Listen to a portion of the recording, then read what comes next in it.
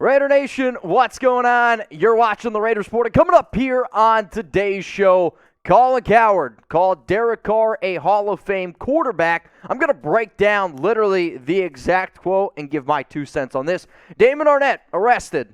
I know, not too much of a shocker. And then training camp news and notes from today. We're going to go through some players. The Raiders also had somebody come in for a workout. But let's start the show off here with Colin Cowherd, and we're going to talk about Derek Carr, because Derek Carr to the Hall of Fame. I mean, I listen to a lot of other sports, we'll call them sportscasters, podcasters out there, YouTubers, whatever you want to call it, and Colin Cowherd's been talking a lot about the Raiders, and he's been talking a lot about Derek Carr recently, and he said Hall of Fame. Why? Because Davante Adams talked about it, but I'm going to give this one only one just win, baby head, which means it's a 25% chance of happening. Because the season's right around the corner, because we've been getting a lot of new subscribers, some of you probably don't understand what the just win baby meter is, and it's just like the Chucky meter.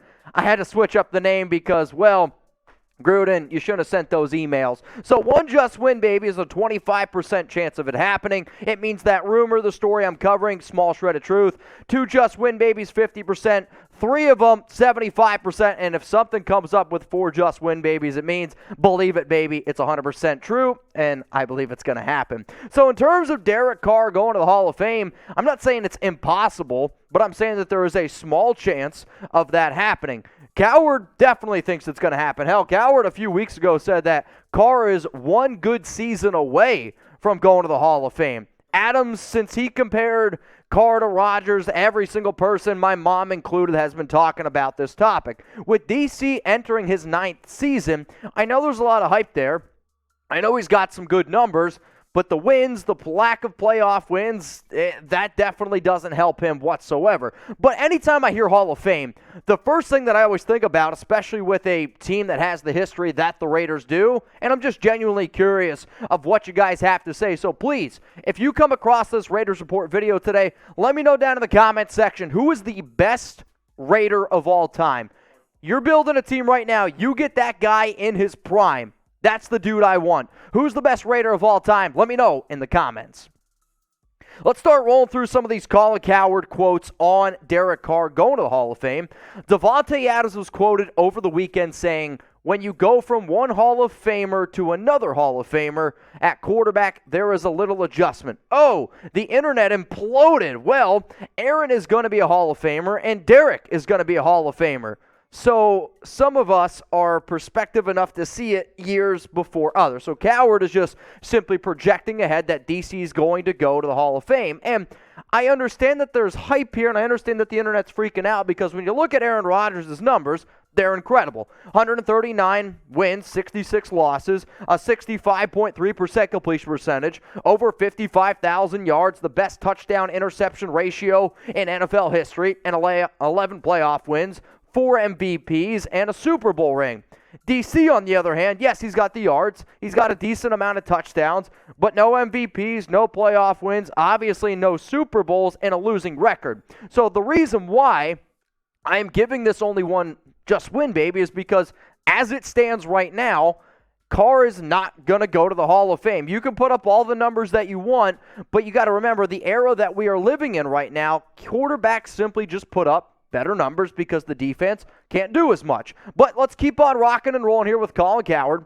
Derek Carr has been in the NFL for 8 years, and 7 out of the 8, I can argue that he had a below-average offensive line. He's on his 6th coach entering his 9th year. The franchise moved. He's in a tough division. In the last couple of years, the organization was run by 2 guys, John Gruden, Mike Mayock, hired out of network television. I have made this argument multiple times on this show before, that personally, I think Derek Carr has had to deal with more, and I'm going to use a nice way of explaining it, non-football bullshit drama than any other quarterback that has ever played in the NFL. And seriously, if somebody can find me somebody else who's dealt with more crap than DC, let me know, because I do agree with Colin Cowherd in that terms of Yeah, DC's dealt with a lot of bull crap, no doubt about it. Now, we got some more quotes to hit on here, and we're going to go through the latest news and rumors in a sec. But remember, if you want to know more about the Raiders than anybody else, hit that subscribe button, turn on those notifications, and because the season is right around the corner,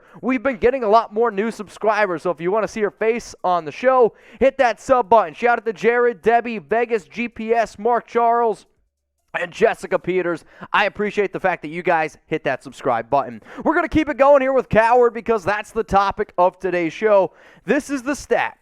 In Derek's 8 years in the NFL, the Raiders have allowed the most points in the league those 8 years and had the fewest takeaways, meaning he doesn't get a short field. He doesn't get a week off. He's got to win by shootout every damn week. Every week, the franchise needs him to overcome the defense, the battle line, and the TV guys who are now the GM and coach. Yeah, what a shock. So in terms of the Raiders' defense with Carr, he's 100% right. It has not been good whatsoever. Last season, 25.8 points per game given up. That was 26th. If y'all are just looking at the screen right now, the Raiders have never had a top 19 defense with Derek Carr. That's pathetic. In fact, the best year that they ever had with him, I mean, you're looking at 24.1 points per game, and that was in 2016, 2015. This might surprise you. Those were some of the best years that Derek had. I know, it's a crazy thing. But let's keep it going here with Cowherd on Carr. The biggest criticism of Derek Carr is explainable. His issue that is he doesn't like to get hit. A, nobody does. B, his brother David Carr entered the league and took a physical beating for years, and that ended his brother's career. He watched his bro, who is very close with, taking a beating for years, so Derek watched his brother go through a physical beating and is really, really aware of get rid of the ball. I understand that he's doesn't want to get hit. Nobody does, but I also remember this, and I unfortunately couldn't find the exact stat, but there was a point last season, about 75% way through the season, where Derek had the best completion percentage. He was actually, in terms of NFL next-gen stats, the best quarterback in the league against the blitz. I struggled to find those updated numbers. I looked for y'all, but personally, I thought DC handled the blitz pretty well last year. I mean, I know what Joey Bosa thought, but I also know what happened week 18. Let's keep it going here with Cowherd. Derek Carr is the picture of overcoming adversity. Last year, Henry Ruggs, John Gruden, and the tougher AFC, he carried them to the playoffs as the life preserver of the franchise. Mac Jones and Tua completed 70% of their passes in clean pockets, which I don't 100% agree, actually. But that ain't the game. He's a 3-time Pro Bowler with good 7 years left. He better buy a gold jacket. He's going to be given one, but he should just get used to wearing it. So here's my question to everyone who's here, and I want everyone, let me know why for yes and for no. Will Derek Carr be a Hall of Famer? Do you honestly, in your gut, believe that Derek is going to be a Hall of Famer? My answer is coming up right now. My answer is here. Unless DC starts winning some playoff games and a Super Bowl, he isn't a Hall of Famer. If he can come away after this year, maybe a year or two, and he can get a few playoff wins under his belt, and if the Raiders win a Super Bowl with Derek Carr, especially in this division, then I think it totally changes the entire idea, because nobody sits up here saying that Derek's a bad quarterback. The only thing that ever has been pointed against him is that Derek Carr doesn't win, and I don't think that's fair because the Raiders haven't won. It's not that Derek hasn't won, it's the Raiders haven't won. But if he can win with this team, then yes, he will be a Hall of Famer. But I have this to say, okay, because Cowherd has been all in on the Raiders, right? Apparently. And is Cowherd all in on this team?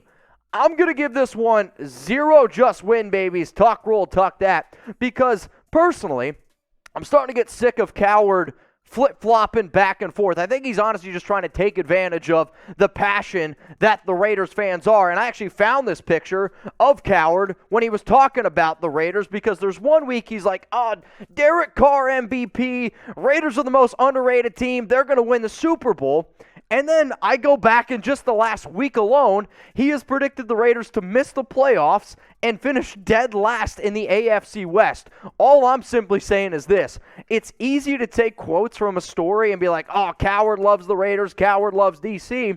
But I also think that if you're not even projecting the team to make the playoffs, and if you're not even projecting the team to If you're projecting him to finish last in their division, how can you sit up there and say that he's going to be a Hall of Famer? All I'm saying, Cowherd, is this. Whatever you're going to do, stick to it because you keep flip-flopping back and forth, and I'm getting kind of annoyed by it. The next story coming up here on the Raiders Report is around Damon Arnett, and oh, man, did he get arrested again? Yep, yeah, he sure did, for just win babies. Damon, get your shit together. Now, I get him. He's not on the team anymore, and some of you are going to be like, why are you still talking about him? He's not on the Raiders. You're right. But you know what, though? This is just a sad, sad story, and it just goes back to show you how bad of just job Gruden and Mayock did, because remember, Mayock said that they did more homework on Damon Arnett than anybody, and they thought he was going to be a good person. Yep, sorry. Well, if you haven't seen this story yet, this is the most Damon Arnett story that I've ever read. Yesterday, technically, right? Yeah, yesterday, so Monday, he was pulled over, okay? He was cited for driving with a suspended license. A few hours later, it's about a 4-hour time span, a police officer notices a car that he pulled over, notices that, wow, that's the same guy that I pulled over earlier with the suspended license. So this time he pulls him over, checks his pockets, and there is a cocaine-like substance in his pocket. So then what happens? He gets booked, he gets put in jail. But here's the exact quote from TMZ. During the first stop, which police say occurred at around 8:56 p.m. on Monday, cops say that in the documents they found Arnett had been driving on a suspended license and issued him a citation. Cops, though, claim in the documents that hours later, at around 12:48 a.m. on Tuesday, they noticed Arnett driving the same car, so they pulled him over again. But during the arrest, cops say that they searched Arnett's person and found a small baggie containing white powdery substance consistent of cocaine in his front pants pocket. Here's my take on Arnett, and then I probably won't ever bring him up again because I shouldn't. This obviously was a wasted pick. I'm still waiting for the Raiders to get their money back from him. And even though he's not a good person, he's had a lot of just bad run-ins with the law. He's spit on valet people in Las Vegas. He's threatening to kill people. This guy needs some help. So if there's anybody out there that thinks that they can help Damon Arnett, please do it, because I'm worried he's going to get into more and more trouble just as his life goes. The next thing that we're going to be coming up here with on the Raiders Report, training camp news that happened today. And there was a few things out there that I just wanted to hit on. And first, it was Johnathan Abram. He was back at practice today, which is a good sign because he collided with Roderic Teamer on Sunday and wasn't there, or he left early on Sunday. I will say this, though.